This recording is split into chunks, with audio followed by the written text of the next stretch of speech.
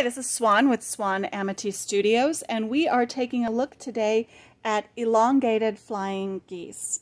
And we're going to be making our elongated flying geese today as part of week 1 of the Summer Scrap Elimination Project for 2022. Now, if this is your first time joining us for the Summer Scrap Elimination, go ahead and look to the comments and find the link to the blog so you too can get ready to make your own variation of the week 1 scrappy flying geese Christmas trees.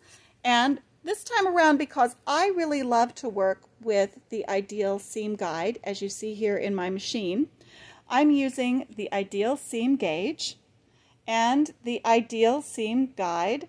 These are both coming to you from So Very Smooth, and you can find them at soverysmooth.com.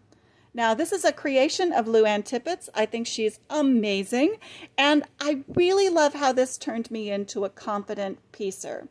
Traditionally, I'm really an applique artist, and getting into piecing made me nervous. Now, if that sounds like you, you may want to pick up the Ideal Seam Guide and the Ideal Seam Gauge and check out how they work well together, because they will change your piecing life.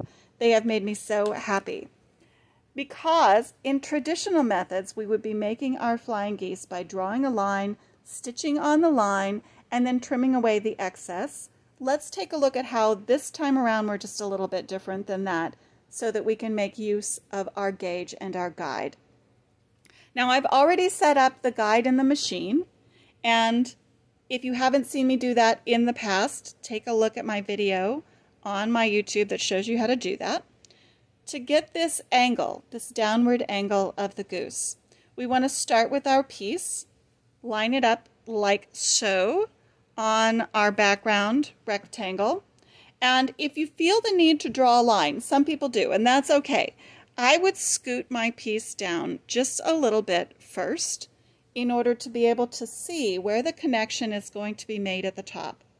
That way, when I get my ruler and my marking tool out, I can line up my 45-degree angle on the ruler and come just shy of that connection and just shy of the corner down there as well, so that I can mark that line.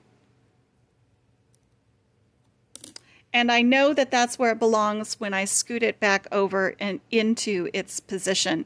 You can see how that little line is going to partner up just perfectly with that little corner. And if we were using the traditional method and not the guide, we would go ahead and stitch on the line, trim away, and go ahead and press out towards the wing.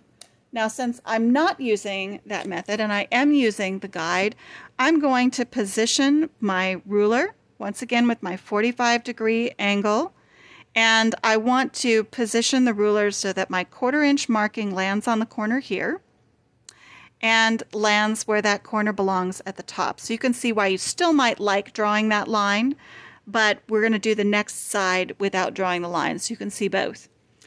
There's my excess, and I'm going to go ahead and trim off the excess in advance of going to the machine.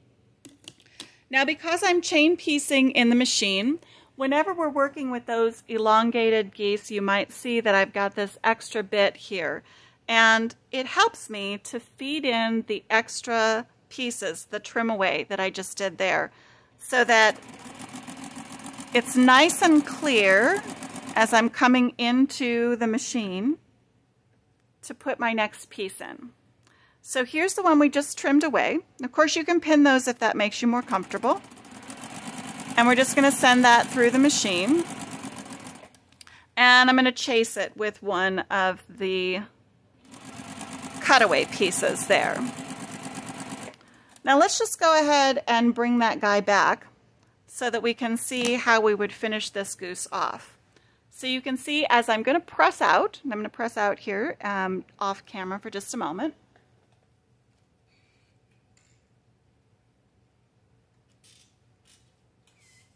That as we bring our piece back in here, it looks like this side. And so we did our job, our goose is going downward, and now we're ready to add our second wing. So once again, you want the goose to point downward, so you're going to point the tail of the goose away, or the tail of the wing, the new addition there. And this time around, I'm just going to turn this way, since that's my cutting direction. And I'm going to make sure that on this little blue part of my mat, I can kind of see the corner of that background. I'm then going to line up my ruler so that I can see my 1/4 inch mark is landing on that little white corner, and my 1/4 inch mark is landing here in the corner as well.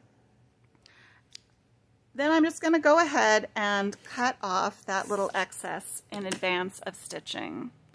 There's my little extra, and I can come right back over to the machine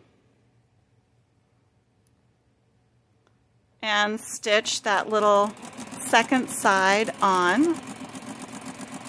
My guide just makes this so easy. I don't have to think about it at all. Just push the whole piece up against the guide and stitch. It allows me to speed up my stitching a lot and feel very comfortable with what I'm creating. I'm going to press that out again, and that's going to give me my elongated goose, just like our original. Now, of course, this means you can make your goose strips as big, as long as you wish, and let them line up with any other type of piecing that you're doing. You can see that this works really well for our week 1 of the summer scrap elimination, as we make so many of our trees. And it eliminates a lot of cutting and a lot of extra piecing to do our geese this way.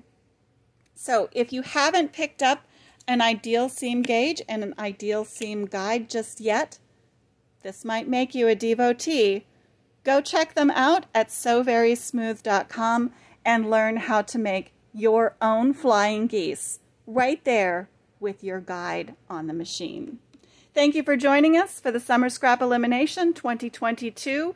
We hope you are having a fabulous time getting started with the program this year.